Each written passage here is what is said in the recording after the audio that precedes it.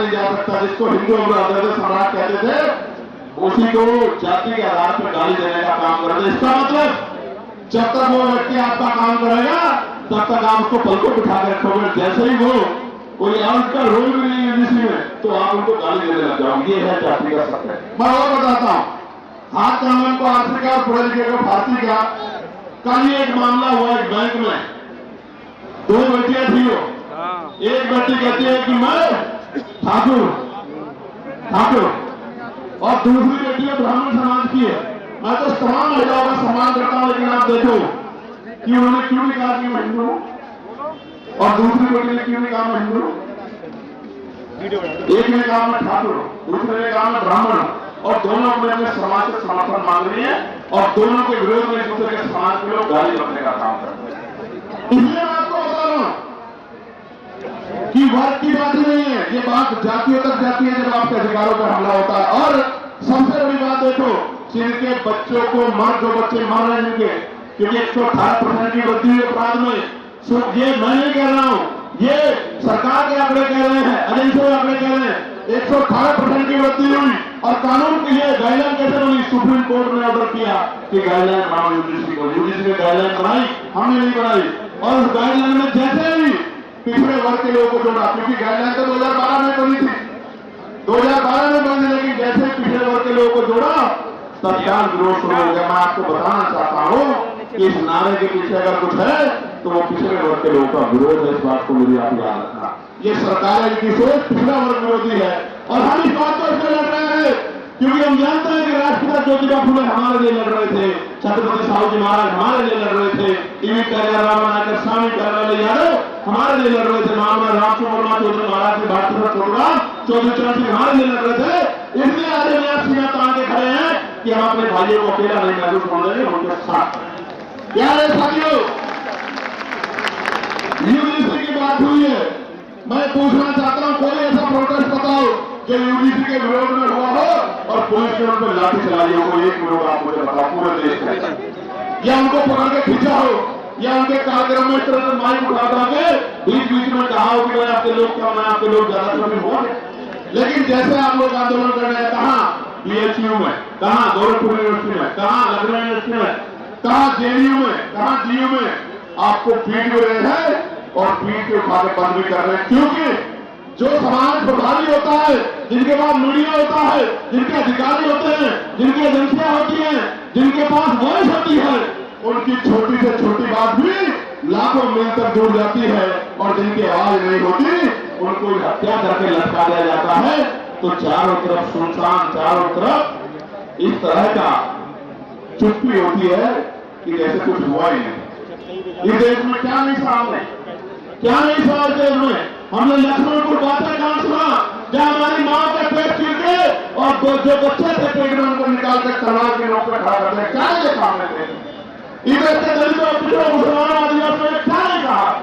कितने दंगे, कितने जुल्म, कितनी लाठियां जो है,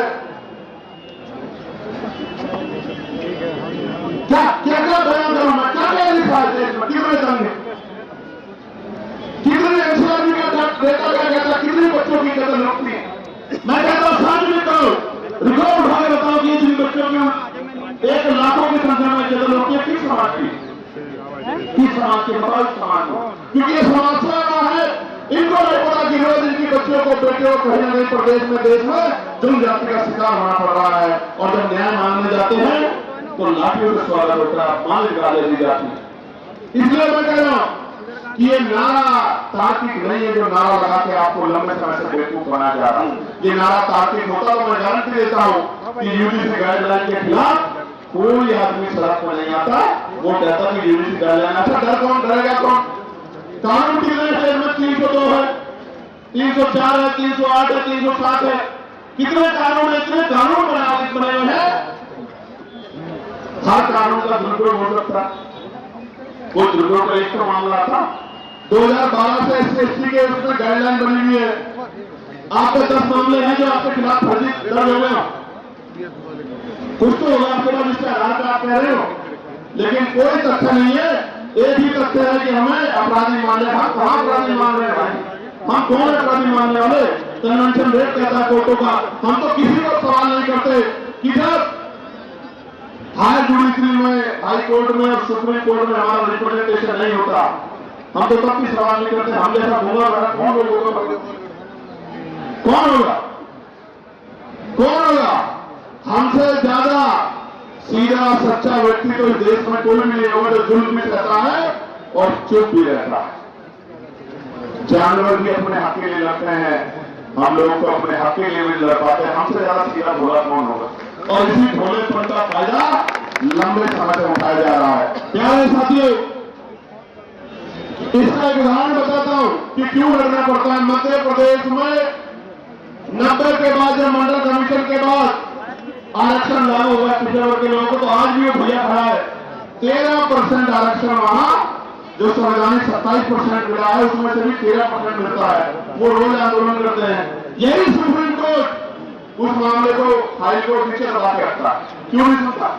जब आपने एक दिन पहले किराए दाखिल हुई और अगले दिन सुनवाई कर ली, तो हमें पीड़ा होती है कि जब 69 शिक्षक भर्ती का मामला उत्तर प्रदेश का सालों भर पड़ा रहता है कोर्ट में, जब 27% रिजर्वेशन का मामला सालों पड़ा रहता है और आप कभी सुनवाई नहीं करते हो। मेरे आज भी याद है जब डिमोशन हुए थे उत्तर प्रदेश में, एक पूर्व की सरकार थी, जब उनके निगरानी में डिमोशन हुए थे, इसी सुप्रीम कोर्ट ने कहा था कि पहले डिमोशन कराओ, उसके बाद हम सुनेंगे। मैं पूछना चाहता हूं, जब हमारे हकों की बात आती है तो क्यों चुप में काम देते हो आप? हम तो उम्मीद लगा के बैठे कि आप न्याय के देवता हो, आप न्याय की मूर्ति हो, आप न्याय करोगे। क्या ऐसा गाइडलाइन में जिसमें गाइडलाइन ना पड़ी, आप मुझे बताओ, क्या उसमें आर्थिक रूप से कमजोर वर्गों को उद्देशिका में नहीं जोड़ा गया? आर्थिक रूप से कमजोर वर्ग के लोग सारे सामान्य जाति के बच्चे, तो कैसे सामान्य जाति के खिलाफ हो गया? इसमें महिलाओं को जोड़ा गया है, इसमें दिव्यांग जनों को जोड़ा गया है, कैसे किसी के खिलाफ हो गया? और कहा गया कि भाई इसमें नोटिफिकेशन में ये नहीं रखा कि सामान्य जाति के प्रतिनिधि होंगे। मैं कहता आरती जब कुलपति सामान्य जाति के है तो आपका रिप्रेजेंटेशन कौन कर देगा? जब इतना बैकलॉग है ओबीसी एससी एसटी का, तो हमें तो गारंटी देता हूं, जो समता समिति वाली बनवा लो, ओबीसी के एसटी के प्रोफेसर नहीं मिलेंगे आपको स्टेट कोर्ट में, सीनियर कोर्ट में मिलेंगे। चैलेंज आप क्या करवा? तो इसलिए मैं कह रहा हूं, प्यारे साथियों, मंडल कमीशन आया था, मंडल कमीशन 2 सिफारिशें लागू हुई, अभी बाकी सिफारिशें चुप हुई। कभी कोर्ट को नहीं लगता कि ये सिफारिशें लागू होनी चाहिए, कभी नहीं लगता, कभी नहीं लगता। और निजी क्षेत्रों में हम लोग पार्लियामेंट में बिल लेके आए, पार्लियामेंट बिल की निजी क्षेत्रों में एससी एसटी ओबीसी के लोगों को आरक्षण मिलना चाहिए। क्यों मिलना चाहिए? सुनो, निजी क्षेत्र बनता कैसे है? निजी क्षेत्र इस तरह बनता है कि सरकार जमीन देती है, 1 रुपए लीज पे 1000 रुपए की जमीन, फिर उसको लोन देती है, फिर टैक्स में छूट करती है। इस तरह की छूट वो किसानों को, मजदूरों को, गरीबों को, अल्पसंख्यकों को, मुसलमानों को, आदिवासियों को नहीं देती। इतने सब प्रावधानों के बाद तब जाके वो प्राइवेट सेक्टर बनता है। तो जो सारे सरकारी पैसे से बना हो, सारे सरकारी जमीन को बना हो, तो उसमें कमजोर वर्गों को हिस्सेदारी क्यों नहीं मिलनी चाहिए? कोई पूछने वाला है? इसलिए हमने कहा कि निजी क्षेत्रों में भी आरक्षण की व्यवस्था होनी चाहिए। और आज इसकी देश की सच्चाई ये है, आपको जानना चाहिए देश की सच्चाई ये है कि कितने जो शहर हैं जिनको कहा जाता है स्मार्ट सिटी, उनमें सफाई कर्मचारी सीवर में उतरते हैं, सीवर में मर जाते हैं। 7,000, 8,000, 9,000, 11,000 पे 13,000 पे मजबूर है काम करने के लिए। मैं आपको जिम्मेदारी के तौर पर कहना चाहता हूं, जानबूझ के जाति के आधार पर ये काम दिया गया है और जाति के आधार पर इसके वेतन का निर्धारण किया गया है।